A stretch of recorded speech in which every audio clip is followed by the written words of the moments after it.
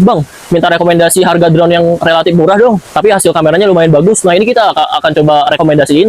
Kita akan review nerbangin drone series Mini 3 Pro ini. Kita akan coba cari tahu shoot kameranya hasilnya seperti apa, feeling nerbangin drone-nya seperti apa. Kalau sekiranya abang-abang nanya, Bang, kalau yang basic dengan RCN itu harganya berapa sih? Di kami itu sekitar di angka 6,5 juta sampai 7 jutaan. Nah, kalau sekiranya abang-abang mau nyari yang basic, terus juga ada RC1 dengan RC1, itu range harganya di angka 8 juta sampai 8,5 juta. So, daripada abang-abang sekalian makin penasaran, yuk kita akan coba review nerbangin drone dari series Mini 3 Pro ini. Oh, kita akan coba take off ya abang-abang sekalian. Kalau nerbangin jarak aman di atas air itu di atas 2 meteran. Kita harus coba mantau notif-notif yang ada di remote controlnya ini, ada di RC-nya.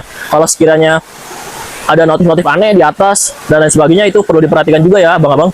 Di sini baterainya udah lumayan dikit, jadi kita akan coba ngambil shoot-shoot penting aja ya.